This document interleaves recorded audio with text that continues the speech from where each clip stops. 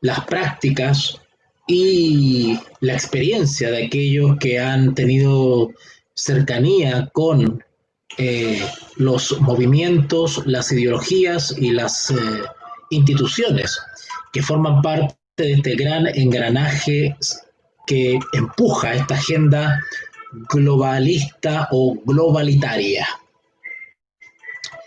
Y es así como este capítulo nos convoca para hablar sobre la ética situacional. Ustedes se preguntarán, bueno, ¿y qué es la ética situacional?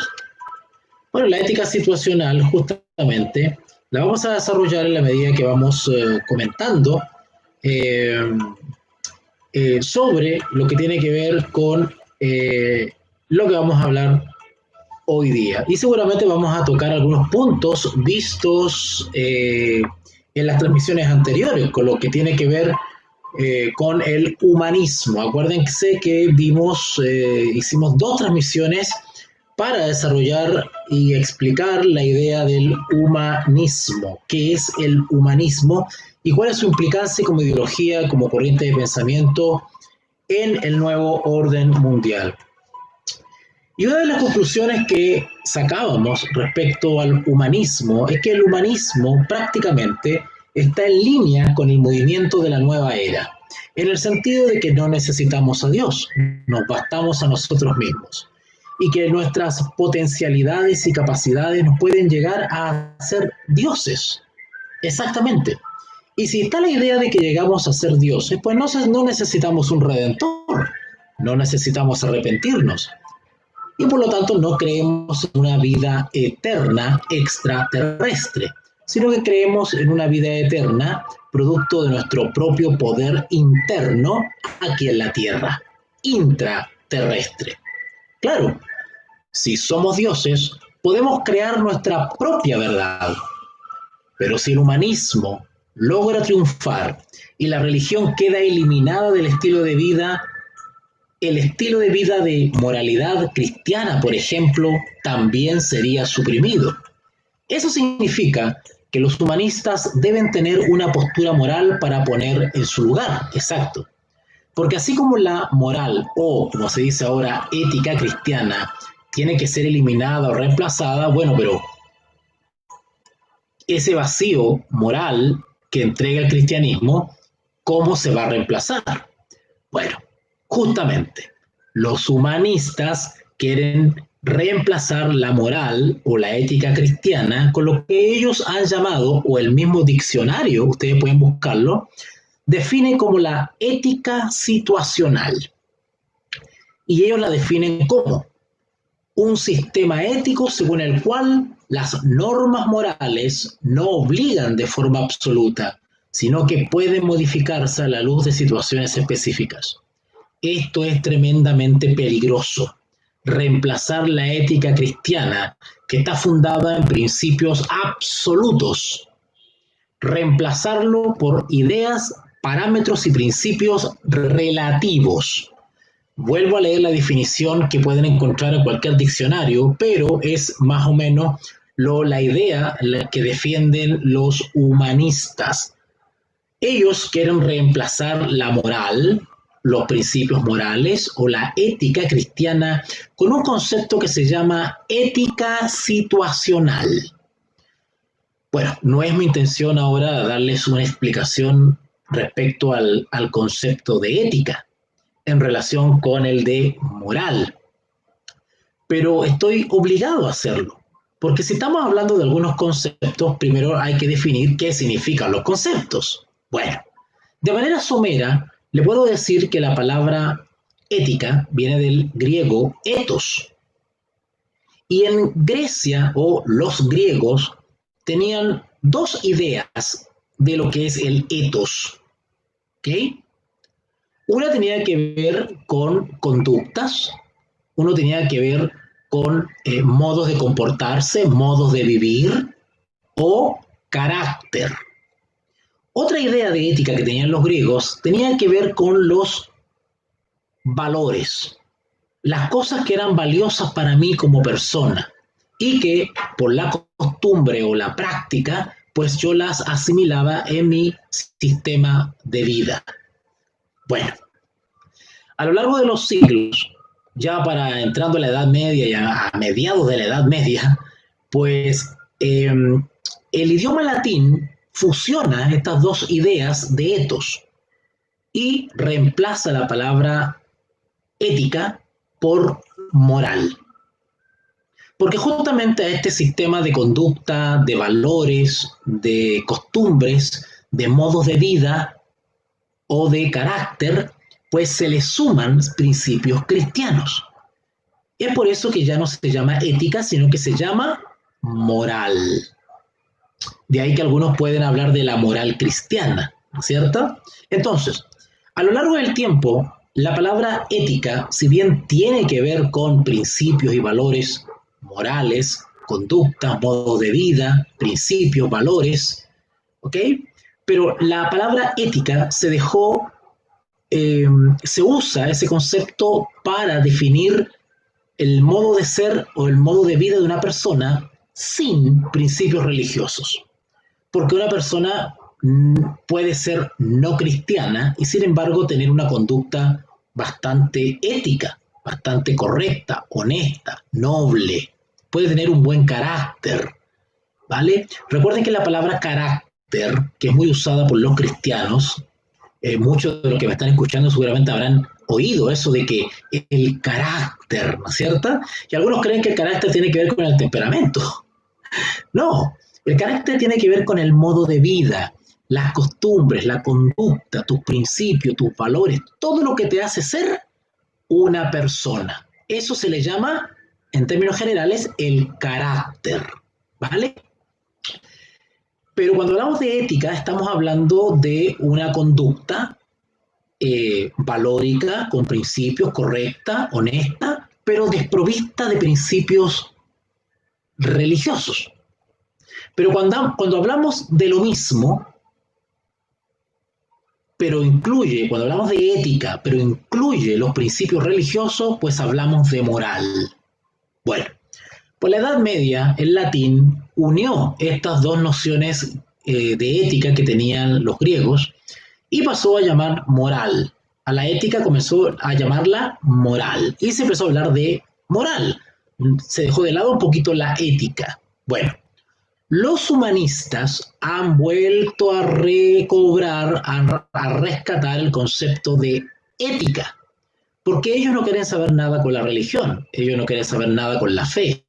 Por lo tanto, ellos creen que uno puede tener un estilo de vida correcto, justo, bueno, sin necesariamente tener conexión con la religión o con la fe. Por lo tanto, ellos prescinden del concepto de moral para solamente usar el término ética. ¿Ok? Bueno, ellos entonces, al promover un estilo de vida correcto, pero sin Dios, pues hablan de ética. Entonces, ellos planean desarraigar o desterrar la moral cristiana, la moral religiosa, para reemplazarla por este concepto de ética situacional. Y vuelvo a repetir por tercera vez el concepto de ética situacional para que ustedes puedan comprender cuál es el concepto que ellos están entendiendo, desprovisto de los principios de moral. Dice así la definición de lo que los humanistas llaman ética situacional. Un sistema ético según el cual las normas morales no obligan de forma absoluta, sino que pueden modificarse a la luz de situaciones específicas. ¿Notaron la definición? Un sistema ético según el cual las normas morales no obligan de forma absoluta. Claro, porque los principios morales religiosos están fundados en principios absolutos, es decir, que son inmutables, intransferibles, inmodificables, son eternos. Sin embargo, los principios que los humanistas llaman ética situacional tienen que ver con ciertas conductas que pueden cambiarse según la situación situación. Pueden cambiarse según las circunstancias, como los camaleones, o como dice el famoso escritor Zygmunt Bauman, que ustedes pueden encontrar esos libros famosos en todas las librerías serias, donde este hombre ha escrito una serie de tratados increíbles, muy interesantes, por cierto, quien habla ha tenido la oportunidad de leerlos, donde este Zygmunt Bauman, que es un sociólogo, él ha creado el término líquido, la famosa sociedad líquida. Y él plantea de que todo, la vida, todo el ser, todo lo que rodea a los seres humanos es líquido. Y cuando habla del concepto líquido, está hablando de que todas las cosas son mutables, todas las cosas son cambiables, todas las cosas son modificables. Nada es absoluto ni rígido, sino que puede modificarse. Él habla del amor líquido, el odio líquido, las creencias líquidas, una moral líquida, todo líquido. Un día puedo ser budista, otro día puedo ser cristiano, o puedo ser de los dos. Otro día puedo ser ateo, otro día puedo ser un vil impío, y otro día puedo ser un santo, un monje asceta. Vuelvo a leer por cuarta o quinta vez la definición de ética situacional. Un sistema ético según el cual las normas morales no obligan de forma absoluta, sino que pueden modificarse a la luz de situaciones específicas. Bueno, esta tendencia es la que está rigiendo el mundo hoy en día y la educación desde la más temprana edad, donde los valores no importan, tú puedes hacer lo que quieres. Si te sientes un conejo, sé conejo. Si un hombre se siente una mujer, pues puede serlo también, ¿por qué no? Claro que sí. Puedo tener 2 esposas, 3 o 4. ¿Cuál es el problema? Un día me caso y otro día me divorcio. ¿Cuál es el problema? Los humanistas afirman su apoyo a este concepto de ética situacional, es decir, adoptar una ética según la situación. La han incluido justamente en su Manifiesto Humanista 2. En su tercer principio dicen, afirmamos que los valores morales tienen su origen en la experiencia humana. La ética es autónoma y situacional. Yo espero que ustedes me estén entendiendo los conceptos y las ideas que estoy exponiendo. Vuelvo a repetir. En su tercer principio del Manifiesto Humanista 2, los humanistas dicen, afirmamos que los valores morales tienen su origen, escuchen esto, no en la ley de Dios, no en la inspiración divina, sino que en la experiencia humana. ¿Notaron que los humanistas tienen una visión antropocéntrica de la vida? Que el ser humano es el centro del universo. Y sigue diciendo, la ética es autónoma, es decir, no depende de otro, es totalmente individual y es situacional. Según la situación en la que nos encontremos, tenemos que adoptar ciertos principios éticos. Douglas Grotius, autor del libro Desenmascarando la Nueva Era, dijo lo siguiente, 2 puntos. Una vez que te has deificado a ti mismo, es decir, convertido en un dios, que es en lo que consiste la nueva era, no hay ningún absoluto moral más. Es una receta para la anarquía ética.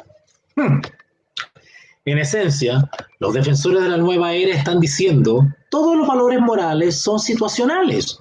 La situación determina lo que es correcto o incorrecto. Y dado que las situaciones cambian constantemente, lo que es correcto hoy puede ser incorrecto mañana.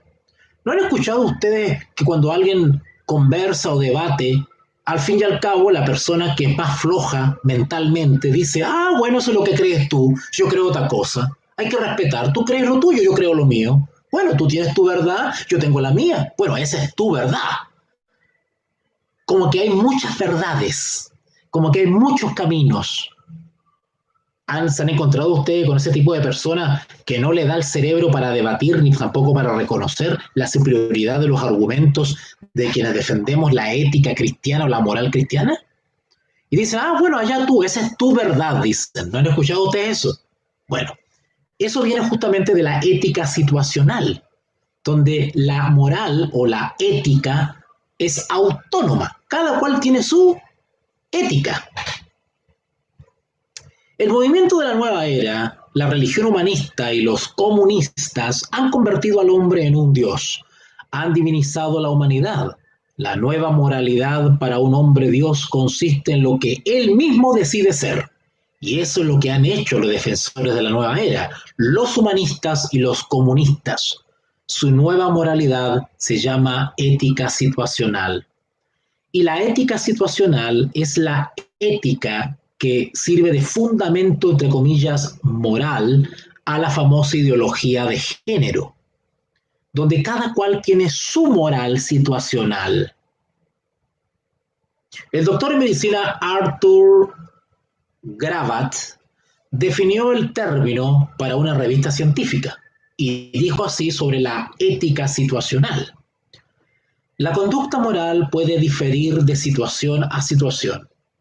Una conducta podría ser moral para una persona y no para otra. El hecho de que un acto sea moral o inmoral lo determina la ley del amor. En eso consiste el autor y la preocupación por los demás como factor de una relación. Cierre comillas. Pero fue otro quien acuñó la expresión ética situacional. Ese honor recae en Joseph Fletcher, quien la utilizó por primera vez en una charla ante los alumnos de Harvard en 1964. Era profesor en el Seminario Teológico Episcopal de Cambridge. Esto es lo que cree él. 2 puntos. Para mí, no hay normas. Nada en absoluto. Cualquiera y todas las cosas son correctas o incorrectas de acuerdo con la situación. Lo que es incorrecto en algunos casos es correcto en otros. Un situacionista rechazaría todos los absolutos, excepto el único absoluto, actuar siempre con un efecto amoroso. ¿Notaron esta cosa media ambigua? Mediante esta definición, entre paréntesis, ¿sabían ustedes quiénes son en el mundo religioso los campeones de la ética situacional? El movimiento ecuménico. El movimiento ecuménico y el diálogo interreligioso, que son 2 instancias distintas, tienen como base para favorecer el diálogo interreligioso o intercultural o multicultural justamente la ética situacional. ¿Por qué? Porque si bien podemos tener una reunión en conjunto entre bautistas, metodistas, presbiterianos, luteranos, pentecostales, adventistas, etcétera, etcétera, pero no hay que convertir al otro, no hay que hacer proselitismo, hay que respetar al bautista y dejarlo como bautista. El metodista que siga siendo metodista, cada cual con su verdad, cada cual con su situación. Hay muchas verdades en todos ellos y todas son válidas. No hay verdades absolutas. Bueno, la ética situacional se ha infiltrado en todas las instituciones, ha apagado la voz de protesta, donde ya no hay que, entre comillas, atacar al otro, sino hay que respetar al de la otra creencia. Mediante esta definición de ética situacional, los asesinos de masas no cometerían un error si confesaran que sus actos estaban basados en el amor por la humanidad y que ellos habrían cometido sus asesinatos con un, abre comilla, efecto amoroso, cierre comilla. Sí, por ejemplo, uno de estos asesinos matará a gente en una zona contaminada con desechos radiactivos y dijera que estos actos lo cometió porque no quería que quedaran afectados por la contaminación y que los querría el acto sería aceptable de acuerdo con quienes creen en la ética situacional, ¿verdad? Se justifica el asesinato porque de todas maneras están viviendo en un lugar que tiene radioactividad y se van a morir igual, así que hay que facilitar las cosas. O como la madre agobiada por ciertas situaciones, hambre, desesperación, deudas, líos amorosos, decide suicidarse. Pero, ¿cómo va a dejar a sus hijos solos? Mejor me los llevo conmigo. Y no solamente se suicida ella, sino que también mata a sus hijos. Ética situacional. Esta, entre comillas, moralidad, conocida como ética situacional, es la filosofía subyacente de los comunistas y socialistas, que matan a un porcentaje de la población de un país en búsqueda de su objetivo comunista o socialista. Eso ustedes lo pueden ver de sobra en los regímenes más sangrientos de estos últimos tiempos. Si vamos un poquito atrás, ustedes pueden recordar la historia de Mao Zedong, o quizás de Lenin o Stalin, o más recientemente con Corea del Norte, China, Venezuela y Cuba, donde los dirigentes y gobernantes son capaces de matar de hambre a su pueblo con tal de cumplir el sueño socialista. Los defensores de estos ismos, o sea, comunismos y socialismos, los defensores de estos ismos afirman que su objetivo es tan deseable que aquellos a quienes matan deben sacrificarse por el bien de toda la humanidad. Ellos dicen que todo tiene un precio. La revolución comunista tiene un precio, la revolución socialista tiene un precio. Esto tiene un costo. Si tiene que morir la mitad de la población, pues que lo haga. Los principios, los ideales del partido son más importantes. Ética situacional, sin moral. Bueno, estos criminales y psicópatas, partidarios de la ética situacional, son capaces de matar y sacrificar, según ellos, por el bien de la humanidad. La conclusión de esta postura es, abre comillas, el fin justifica los medios, cierre comillas. Los comunistas de Rusia asesinaron a 42 millones de personas en la Revolución Comunista de 1917. Ustedes recuerdan esa historia, ¿verdad? Con los mencheviques y los bolcheviques. ¿Ok? Porque la sociedad consideraba que merecían la pena por todas las matanzas cometidas por los asesinos. Es cierto que Adolfo Hitler pensaba que el asesinato de unos 50 millones de personas durante la Segunda Guerra Mundial no era incorrecto, porque el Tercer Reich, que se obtendría después de terminar la guerra, valdría la pena. Zhou Enlai y Mao Zedong asesinaron a 64 millones de personas en su revolución comunista que comenzó en 1923 y terminó en 1949.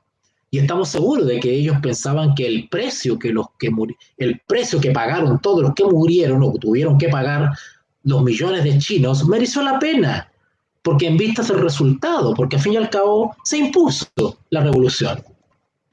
El lector y el buen investigador seguramente recordará a Adam Weishaupt, fundador de los Illuminati, y él escribió justamente eso: el fin justifica los medios. Weishaupt también escribió que ningún hombre sería adecuado para nuestra orden si no estuviera preparado para llegar al extremo que haga falta. ¿Se dan cuenta la mente de estos psicópatas? Solo alguien sin valores morales, es decir, quien crea en la ética situacional, estará deseoso de llegar al extremo que haga falta con tal de lograr sus fines. John Robinson, el difusor de los Illuminati, escribió 2 puntos.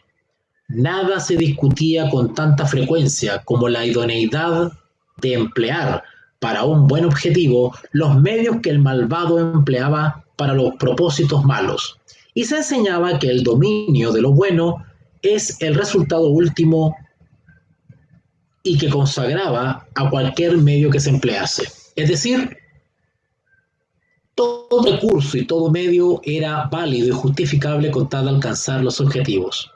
Interesante que este tipo de pensamiento psicópata y genocida es el pensamiento de los jesuitas, que están dispuestos a todo con tal de cumplir sus objetivos de posicionar al obispo de Roma como líder mundial al fin de los tiempos.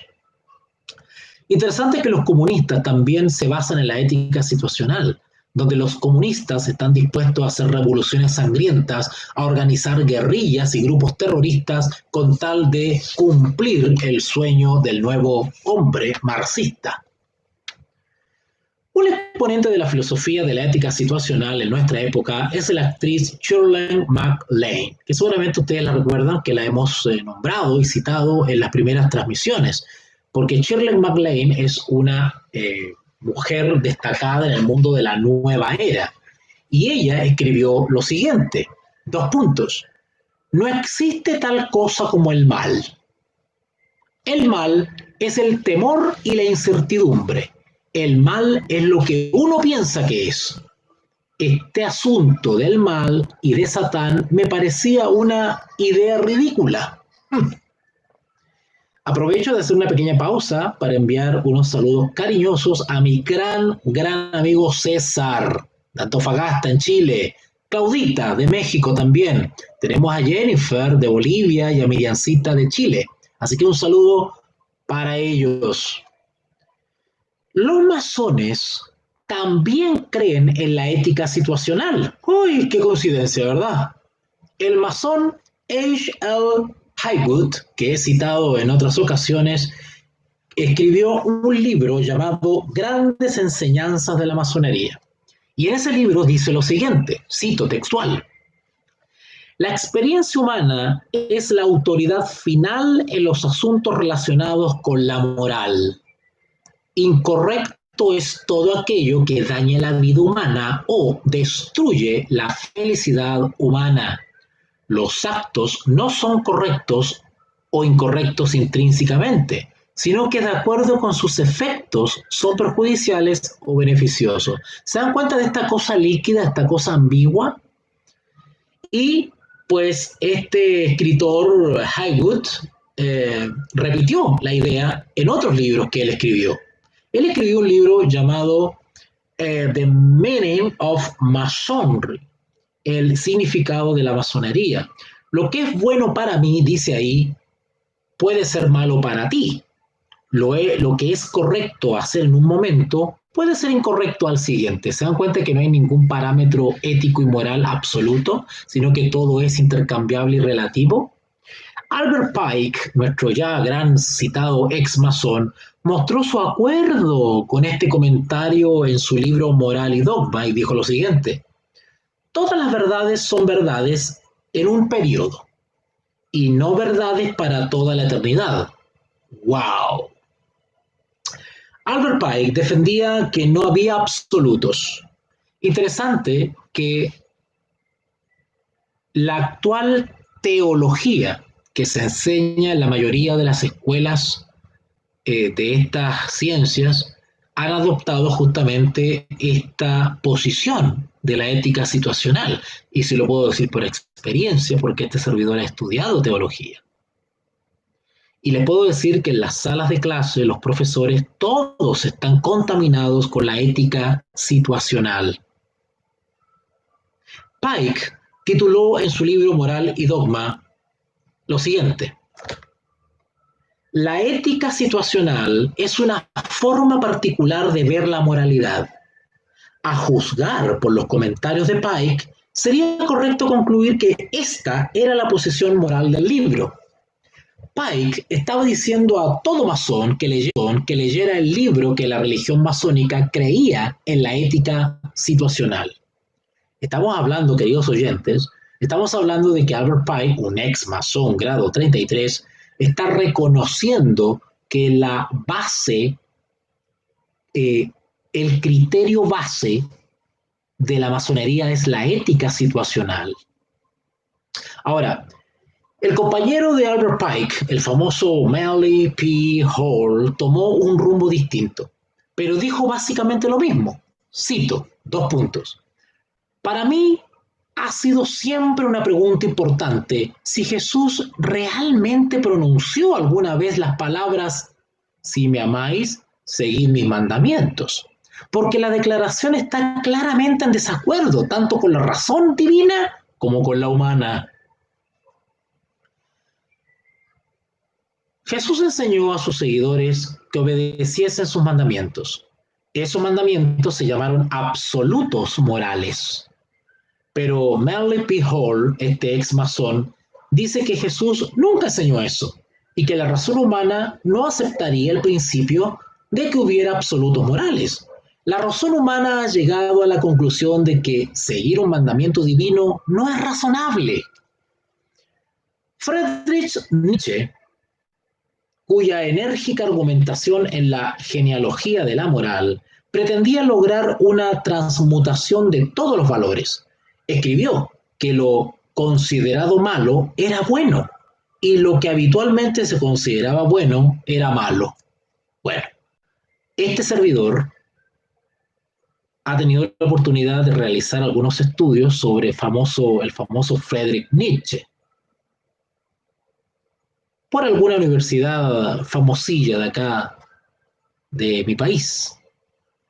Y le puedo decir que la lectura de Friedrich Nietzsche es una lectura bastante seductora, bastante interesante, bastante entretenida. Realmente hace ejercitar las neuronas. Pero déjeme decirle una cosa. Al pasar los años, Friedrich Nietzsche se fue volviendo cada vez más incoherente, extraño, extravagante, escandaloso en sus escritos. Y todos sabemos cómo terminó Nietzsche. Los comunistas también enseñaron que no hay absolutos en la vida. Nikolai Lenin sin duda creía en la ética situacional. Su revolución supuso el asesinato en 1917, como ya hemos explicado en otras transmisiones, de cerca de 42 millones de personas. Esa cantidad de gente murió durante el régimen totalitario y genocida de Nikolai Lenin, tan idolatrado por los comunistas.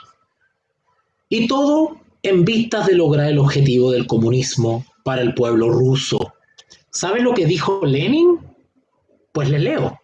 Dijo así: el comunismo es un poder basado en la fuerza y no limitado por nada, por ningún tipo de ley y por ninguna regla establecida en absoluto. La dictadura del proletariado no es más que el poder basado en la fuerza y limitado por nada, por ningún tipo de ley y por ningún tipo de moral. Era absoluto. Debemos combatir a la religión. Esa es la prioridad de todo materialista, de todo materialismo y por tanto del marxismo. Abajo con la religión, larga vida al ateísmo. La expansión del ateísmo es nuestra principal tarea.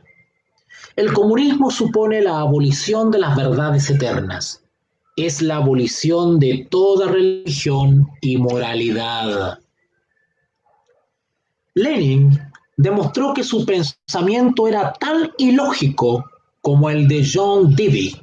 Afirmaba que el comunismo supone la abolición de las verdades eternas. Esto es imposible. La palabra eterna, la misma palabra eterna, se define como algo de duración infinita o perpetua. ¿Cómo es que puedes abolir lo eterno si es eterno? Es un absurdo. Lo que es eterno no tiene fin. Seguirá existiendo todo el tiempo. Lenin admitió que, en su opinión, estas verdades eran eternas. Y no obstante admitió que el comunismo supondría la abolición de estas verdades eternas. Es un absurdo, es una contradicción. Lo que es eterno no puede ser abolido, a menos que tus ideas sean tan retorcidas como la de Nikolai Lenin. Lenin estaba tan loco como John Dewey. Después continuaba con otras ideas parecidas. Vamos a seguir leyendo las locuras de Lenin. Dice así: Nosotros, por supuesto, afirmamos que no creemos en Dios, no creemos en la moralidad eterna. Repudiamos toda moralidad que provenga del exterior del ser humano. Se trata de conceptos relacionados con las clases sociales. Nosotros afirmamos que nuestra moralidad está totalmente subordinada a los intereses de la lucha de clases. Los comunistas deben considerarse libres y, en efecto, moralmente obligados a violar la honradez, el respeto por la vida, etc. Estamos totalmente autorizados a violar tanto la moral, la vida, como la honradez, con tal de lograr los objetivos de la revolución. Se trata de una moral que está al servicio de la destrucción de la sociedad antigua. Por eso que ustedes ven a los, entre comillas, revolucionarios comunistas que cuando llegan al poder lo primero que hacen es destruir los emblemas nacionales, a los héroes nacionales, cambian los himnos, las tradiciones, los nombres de las calles, los nombres de las plazas, borran la historia de una nación. Debemos repudiar, dice Lenin, toda la moralidad que provenga de ideas sobrenaturales o ideales ajenos a las concepciones de las clases sociales. Es moral todo lo que sea necesario para la aniquilación del antiguo orden social explotador y para unir al proletariado. Sigue diciendo Lenin, ¿en qué sentido repudiamos la ética y la moralidad? En el sentido de que fueron predicadas por burgueses. Cuando habla de burgueses, los comunistas se refieren a los ricos, quienes declararon que eran mandamientos de Dios. Y por lo tanto nos oponemos a todo lo que tenga olor a Dios.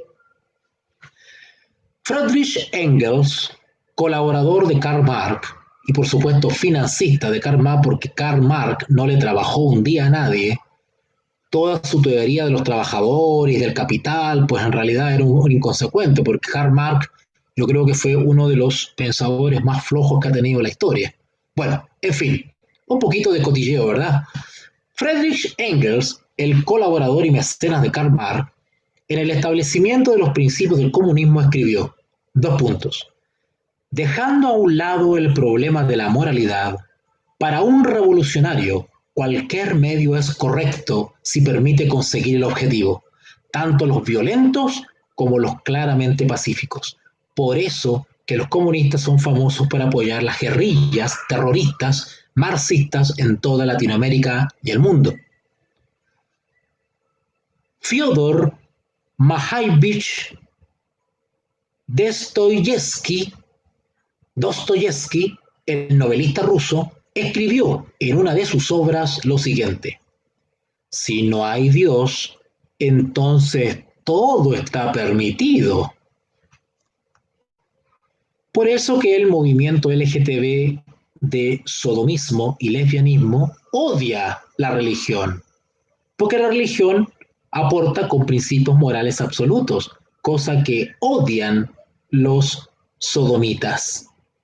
Porque los sodomitas están de acuerdo con Dostoyevsky, cuando dice, si no hay Dios, entonces todo está permitido. Lo que sucede en la mente del individuo cuando acepta la filosofía de la ética situacional puede ser ilustrado perfectamente mediante el estudio de los escritos de Sergei Nazayev, el revolucionario ruso. Este joven ejerció una gran influencia en el desarrollo de la revolución bolchevique en Rusia en el año 1917.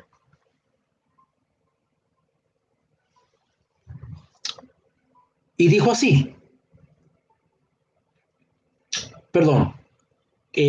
exactamente, ejerció una gran influencia en el año 1907, que fue cuando se desarrolló la Revolución Rusa. ¿Y saben cuánta gente murió en la Revolución Rusa? Bueno, ya lo dije, pero lo voy a repetir otra vez. 42 millones de personas, que por supuesto los fanáticos y genocidas comunistas dicen que fueron necesarios para poder implantar la revolución. Todo tiene un precio, el fin justifica los medios. Por eso que a los comunistas no les interesa arruinar los países, volverlos miserables, porque al fin y al cabo es el precio que se tiene que pagar. Bueno, los escritos de este Nechayev influyeron claramente en Lenin, y este Nechayev escribió lo siguiente, 2 puntos. Nuestra causa es la destrucción terrible, completa y universal y sin piedad. Unámonos con el mundo salvaje y criminal, los verdaderos y únicos revolucionarios de Rusia. No recuerdo el autor, pero alguien por ahí dijo, creo que fue un autor chileno, donde dijo que el objetivo del comunismo siempre es volver a la barbarie. Solo alguien que cree en la ética situacional podría llegar a decir tal cosa. No hay absolutos morales cuando el objetivo es la destrucción total. Y este era el objetivo de este revolucionario Nechayev. Y este Nechayev, que influenció a Lenin, dijo lo siguiente en otros lugares. 2 puntos. El revolucionario es un hombre condenado. No tiene intereses personales, no tiene negocios. Noten lo que estoy diciendo, lo que me están escuchando, porque acuérdense que la postura del nuevo orden mundial es el colectivismo, el comunitarismo o comunismo, donde no hay nada personal, no, son enemigos de la propiedad privada, de la libertad individual, todo es comunitario, todo es colectivo. ¿Quieren saber en qué principios se basa la última encíclica papal Fratelli Tutti? Léanselo y van a ver todos estos principios comunistas que estoy leyendo. Todo en él ha quedado completamente absorbido en la única idea y la única pasión de la revolución, dice Nechayev. Sigue diciendo, el revolucionario sabe que ha roto todos los vínculos que le unían con el orden social y el mundo civilizado, con todas sus leyes, moralidades y costumbres, y con sus convenciones generalmente aceptadas. Claro, los comunistas son absolutamente enemigos del famoso contrato social. Ustedes han escuchado seguramente de Rousseau, Jean-Jacques Rousseau, ¿verdad? Él habló del famoso contrato social. Bueno, los comunistas son absolutamente enemigos de eso.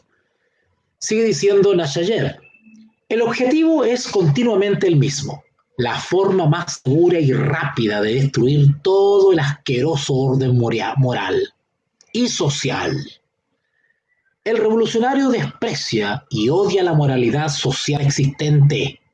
Para él, la moralidad es todo lo que contribuye al triunfo de la revolución. Inmoral y criminal es todo lo que pone en su camino. Déjame decir una cosa, que la ideología comunista es una ideología de odio, es una ideología de resentimiento. Es una ideología que usa al resentido social, al fracasado. El revolucionario, sigue diciendo Nechayev, debe ser un tirano con los demás. Todos los amables y gentiles sentimientos de la bondad, el amor, la amistad, la gratitud e incluso el honor deben suprimirlos en él mismo y dejar a paso a la fría y decidida pasión por la revolución. No tengáis piedad, matad en lugares públicos si esos abyectos granujas se atreven a entrar en ellos. Matad en casas, matad en aldeas. Recordad que quienes no estén con nosotros estarán contra nosotros. Todo aquel que esté contra nosotros es nuestro enemigo y debemos destruir a los enemigos por todos los medios. Por eso el fanatismo del comunista. No es necesario que usted adhiera al Partido Comunista para estar salpicado y contaminado de las ideas comunistas. Y las ideas comunistas son totalitarias e intolerantes. Odian al que se opone, odian al que no está de acuerdo con ellos.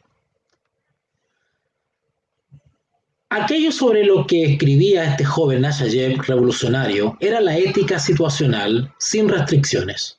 Una ética situacional desbocada, donde no existe lo correcto y lo incorrecto en absoluto. Las ideas de Nashayev son el lógico resultado de este tipo de pensamiento. Una vez que el revolucionario acepta este código ético, todo está permitido.